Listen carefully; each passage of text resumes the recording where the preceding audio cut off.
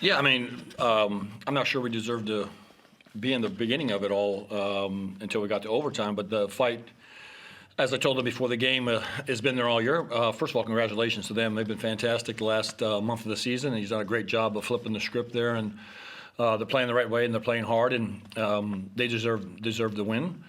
Tonight, the team that was the most disciplined ended up winning really at the end of the day, and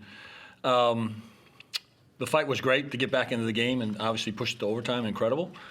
And then our just lack of discipline and shot selection and turnovers and what we were doing has haunted us and will continue probably to haunt us. It's probably something that we're going to learn a very valuable or tough lesson, depending on how you look at it. And we again leave 12 foul shots on the line, and you go through the whole thing. It's like a bad Greek play. So, anyways, yeah, we're in every game. We're right there. We're fighting like heck. Proud of the group. Love the group. But sometimes this game can be quite humbling, and the results you want aren't always the ones you get.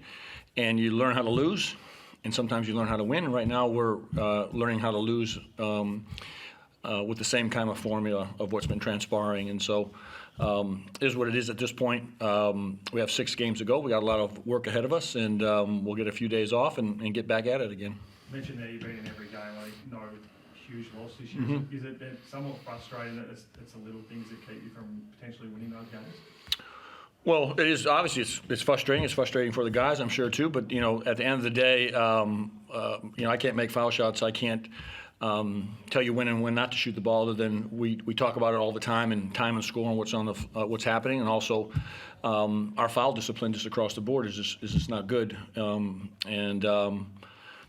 We show video and we try to work through that, and maybe I have to do a better job in some of those areas. But ultimately, it's not happening for us this year. And this adversity, I think, is actually really wonderful for the organization and the franchise just in general, because the first 2 years, I don't want to say easy, but we've had really good success. And this is probably more of a reality of really, where we are and what we're trying to do. And the one thing I do love about the group and just in general is, our core values and our culture remains the same. The guys come up and show up for work every single day. They do the right things. They got really high character. We're just not getting results. Talked a lot about, I guess, the last few weeks about closing out games. Mm-hmm. It's been disappointing you haven't been able to do that. Yep. Was it pleasing tonight in a positive to be able to close that game out, even though it did go to double OT? Well, I mean, like I said, it was a great little run, obviously, at the end of the fourth period there to get the game back to even. And again, it was just not the give up of. I think a lot of teams probably would have tanked it by them and lost by 15 or 20 points, really. And our guys just came to stick with it and grind it out. And so their effort and their energy is always there. And I know their heart's in the right spot, but we just have not been successful enough, really, for long-term enough to win these type of games. Limited to just 15 points in the second and third quarters. Was that a case of, I guess, the Hawks' defence being really good, or was it a case of your offence slightly being off a bit? Well, I think that they were really good. We left some foul shots on the line. We missed some open threes, but I thought they were just really good in general throughout the entire game. And the guy next to you had a relatively quiet first half for him to come out and play the way he did, especially draining those 2 threes late. You must be incredibly proud of the way he was able to fight back into that game. Yeah, I mean, again, the consistency of Milt finding his way is always helpful for us, and when he's making shots on point on both sides of the floor, he's obviously a huge help to us and one of the best players in the league. Yeah, another tough loss, I guess, from your perspective. How do you assess a game like that one? Beat ourselves. I don't think it's too many games where we actually been worse than the other team. Like you said, it's the little things, fouls, missing free throws, not boxing out. So it's just evaluating ourselves and being better, being more on point. Is it just a discipline thing you guys got to, I guess, try to work on during the week at practice and things like that, or is it more, I guess, a tactical thing? I think it's just focus for me and everybody else, just staying locked in the whole time. And to have the crowd, I don't know if it probably was as loud as it was in the first year, but I guess in your time, that crowd, especially when you drain those 2 threes late, they were a real influence on that contest to get you guys back in it. Yeah, it's always great playing here. The energy from the crowd makes us play better, keeps us in all the games, even when we're down. It's the same feeling, so it's always helpful for us. And Scott, just one more on, Yep. I guess, Mags's influence on the game. played a lot more minutes tonight, Yep. and then I thought really influential throughout. It was Yep. good to see him get some more floor time. Yeah, I mean, he's obviously impactful, and we're continuing to try to ramp his minutes up. And obviously with the overtime and stuff, we got up in the 30s. We're trying to get him in around the 25-minute mark. But yeah, I mean, when he's doing what he's doing in there, he's really impactful for our group, and the toughness and the grit that he plays with, and the ferocity is something that we need nightly from him.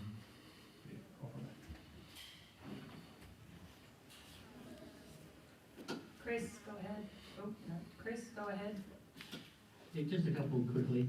Milton, frustrated to get an insight into your mindset. You hadn't hit a three the entire game, and then when you needed it, your team needed you the most, you hit those two late to send the game into overtime, and then you were taking over the game to start overtime. You hit those two more to put your team in a strong position. How did you shut out the fact that you hadn't been shooting the ball great and still have the confidence to make those shots in those big moments? I think it's just part of the game. You're going to make them or you're going to miss them. If you get a good look, just have the confidence to take them. I have the confidence to take those shots. I think the coaches believe in me to make them, and my teammates too. So just knowing it's what I practice and what I've been doing all my life. This might sound like a silly question, but how frustrating was it to foul out when you did? Because you were just starting to get hot. You've just made those 4 threes. You put your team in a winning position. How frustrating was that at that moment? Very frustrating, but I don't know. I don't know what to say about that. Some of the fouls are crazy, but it's part of the game. Scott, Yep. can you give a bit of an insight into the differences you're seeing from the Hawks from last time you played them and you played really well against them to how different they are now under Justin? Well, they're organized, and they obviously have a focus that their defense has been reeled back in, and they're pretty solid defensively, and I think they're keeping things relatively simple, and guys are playing hard, and in this league or any professional league, half the battle is to solve problems is you have to play hard. You can talk about problems all you want, but the first problem is, can your team play hard enough, long enough, and then once they do that, then you can start to actually work on problems. And so he's got them playing hard, and he's got them more disciplined and sharper in what they're doing, and they're earning their way through it. And it's great to see, like I said the other night, when you have new coaches or someone that comes into the league, I'm a big cheerleader of all the coaches here because the league is so tough and in general. And so I think just the fact that he's been able to right the ship there is a fantastic credit to him and his coaching staff and the players. It's crazy to think, like you said, you've only got 6 games left. I mean, everything you've talked about that is letting you down at the moment are fixable. Are you confident, though, that you can do it over the last 6 games to get things where you want them to be? Well, I believe in our group. Whether or not we can solve that in 6 games, to be quite honest with you, I have no idea. It's really up to them in some of these areas.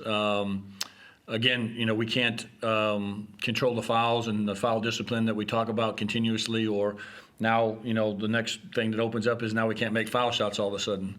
So, it's you're putting out one fire and then another one starts. And so sometimes in these games, and a lot of these times, we're our biggest enemy. And winning is and winning in crunch time is an art. It's a thing that's ingrained in people that win, and you just figure out ways to get across the line. And we just haven't been able to do that. And I don't know what these 6 games hold. We might not win another game for all I know, or we're able to win 6 in a row. So I just don't know what lies ahead, other than the fact that we'll go back to work on Monday and do what we always do here.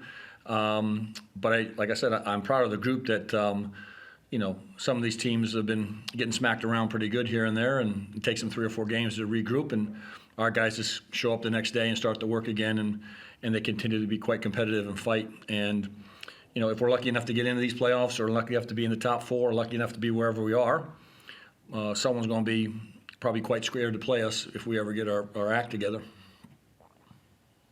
Thank you very much, guys. Thanks, guys. Thank you. Thank you. Thank you, guys. Thanks, guys.